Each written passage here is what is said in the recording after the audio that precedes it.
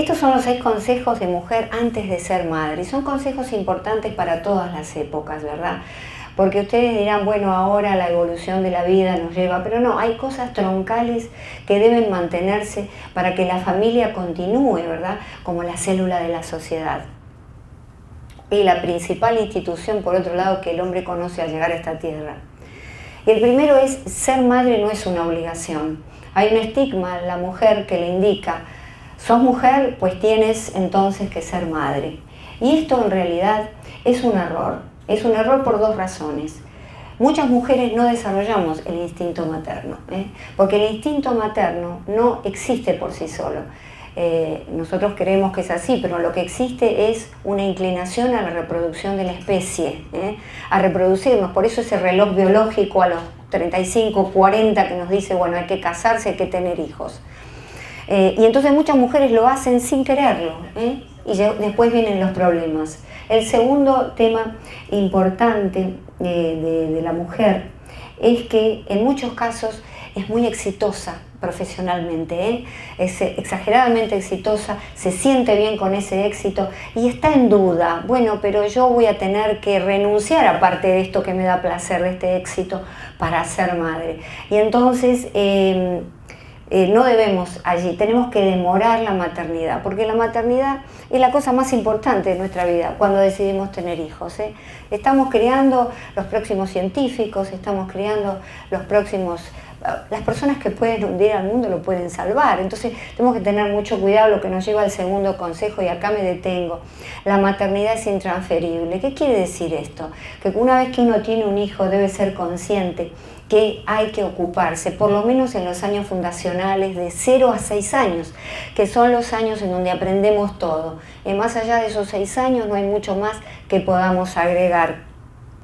Y entonces nosotros creemos que tenemos un hijo y total lo puede criar la abuela y la tía, y si tengo dinero, una buena nani, ¿verdad? O tal vez no tengo dinero y pongo todo mi sueldo en una nani para que me lo cuide, ¿verdad? Y esto es realmente un problema que está basado en un proverbio africano que dice que para criar a un niño hace falta toda una comunidad, hace falta una aldea. En realidad, lo que los pueblos primitivos, porque esto es un concepto aplicable a los pueblos africanos, lo que quiere implicar es que la comunidad entera apoya a la madre. Pero en los pueblos primitivos, y ahora vamos a pasar a una investigadora, en los pueblos primitivos la madre es la que se ocupa del nacimiento a los 6 años. Y después, claro, lógicamente, viene la comunidad, la familia extensa, los abuelos, los tíos, que apoyan a la madre, ¿verdad? En nuestras civilizaciones, la educación, las instituciones educacionales, el gobierno que tiene que velar por esa mujer para que pueda quedarse más tiempo con el hijo, y que esto no está sucediendo adecuadamente. Y vemos entonces que Beverly Strassman de la Universidad de Michigan es la primera que ha hecho un estudio impresionante al respecto, un estudio longitudinal, 25 años con adolescentes, estudiándolos en las tribus Dogon de Mali, en África Occidental.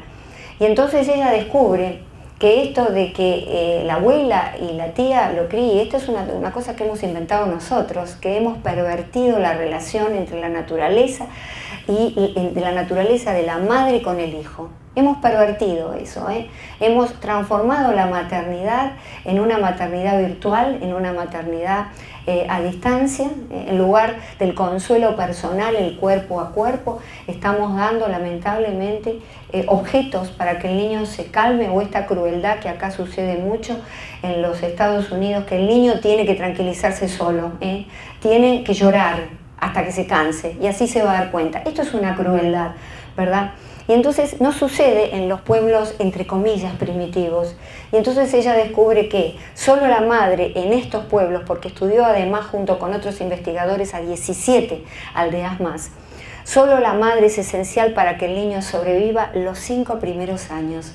Qué cosa importante, ¿verdad? Los 5, no es necesario la abuela. Es más, si la madre muere, el niño tiene 4 veces más posibilidades de morir del nacimiento a los 6 años. Esto está basado lógicamente en la teoría de la abuela, ¿no? Que ella está desafiando desde estos pueblos primitivos. La abuela en nuestras sociedades también necesita ayuda, ¿verdad? Así como en esas aldeas. Y el otro es la crianza cooperativa, no es una conducta evolutiva humana. ¿Esto qué quiere decir? Quiere decir que en los pueblos, que no está en la evolución biológica del hombre, la cooperación para criar a un hijo.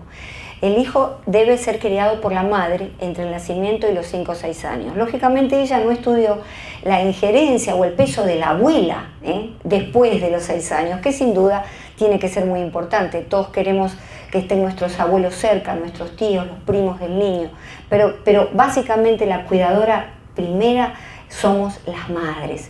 Y esto está basado en que de esta manera damos una crianza, y lo dice en la psiconeuroendocrinología, estamos ofreciendo una crianza importante que no es violenta, una crianza pacífica, ¿verdad? En donde, de acuerdo con los neuroendocrinólogos, se desarrolla en el niño desde muy temprano con una mamá que lo consuela, que le dice todo está bien, o le pone chupete para que se calme, o se cierra la puerta y lo deja llorar. Entonces desarrolla la serotonina. Y la serotonina es un neurotransmisor que es uno de los neurotransmisores importantes de la depresión. Fíjense que en el año 2020 la principal enfermedad para los niños y adolescentes va a ser la depresión, justamente. ¿Por qué? Porque esos años primeros desarrollan la arquitectura cerebral del niño. Entonces, si nosotros los tratamos mal, los tratamos indiferentes, dejamos que otras personas que no son nosotros, las madres, los criemos, hacemos niños más violentos, más vulnerables, cuya arquitectura cerebral se dispara en torno a la adrenalina, que es la hormona del estrés. Vale decir que, fíjese cuántas cosas que tenemos que saber, y por eso Universidad de la Familia ahora sí. Estas cosas para después tener la libertad de decir, bueno, elijo qué voy a hacer, pero por lo menos soy consciente de que estas cosas están existiendo. Otro de los consejos es elige bien a tu pareja, porque yo me puedo ir a vivir con un hombre que es un excelente amante, no tengo problemas, me divierto, pero cuando voy a tener un hijo, voy a elegir a un playboy amante de la noche, voy a elegir a un alcohólico, alguien que me pega, no puedo hacer eso, porque entonces tenemos que poner razón a las emociones, así como hay que poner también emociones a la razón.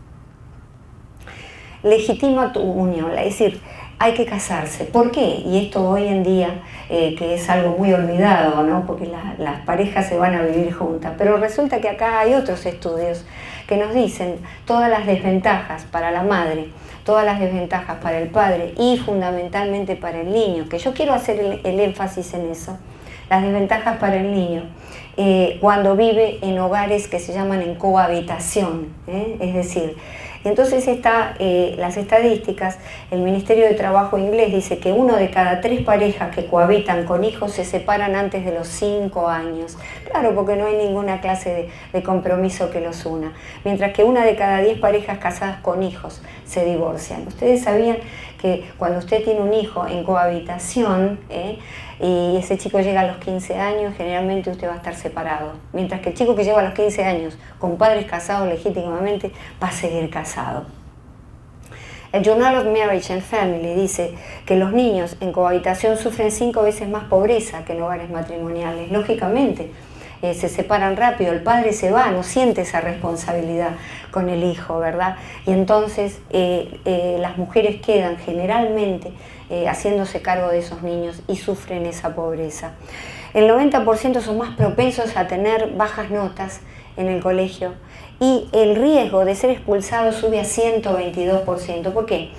Porque son más propensos a desarrollar trastornos emocionales, problemas emocionales, trastornos de personalidad. National Catholic Register nos dice que 3 de cada niños implicados en actividades criminales viven en hogares en cohabitación. Esto quiere decir que están solos con la madre. Sabemos que es un índice importante la pobreza en favor, lamentablemente, de la criminalidad. En no todos los casos, pero sí en muchos. Y entonces, claro, lógicamente la madre sola con ese niño, ¿qué es lo que en efecto puede hacer ella? Muy poco, porque tiene que salir a trabajar. Otro de los consejos es revaloriza el padre del niño. Si tu marido es una muy buena persona. Hoy en día las feministas nos dicen que podemos tener hijos sin padre, si tienen mucho dinero, con un espermatozoide de un amigo, del ex marido, y entonces vamos ahí, total, tenemos mucho dinero, pagamos nanis muy caras y el niño está sin padre, pero resulta que el padre es importante. El feminismo realmente no ha sido más que un partido político de oposición que nos ha vendido una pesadilla para la mujer y sobre todo para nuestros niños. El padre es importante, puede ser un muy mal marido y tú no te llevas bien y no te gusta, pero debes permitir que sea un buen padre, y no permitir el síndrome de alienación parental, que es hablar mal de ese padre. Tu padre fue esto, fue lo otro, y envenenamos la mente de ese chico, ¿verdad? Tenemos que permitir llegar a un acuerdo con nosotros mismos, las mujeres, ¿no? Muy en especial, y no permitir que esto suceda. Diseña un plan financiero antes de casarte y volvemos al primer consejo. Para poder estar con ese niño 70% del tiempo, pasar de un tiempo completo de trabajo a un tiempo parcial de trabajo, necesitamos tener un plan financiero, además de comprar los pañales. A 5 años, 6 años, que recuerden son los años fundacionales, la madre tiene que estar. Entre 0 y 36 meses se producen hitos de desarrollo muy importantes. Entre 36 meses y 6 años entra el padre. Qué importante, el padre que coloca al niño en la sociedad, es la ley del padre que muchos autores han hablado y que nosotros desoímos en esta sociedad donde las diferencias de sexo han caído en desuso. Pero tenemos que revitalizarlas. El padre tiene una función y la madre tiene otra. Y entonces eso tenemos que darle el valor necesario.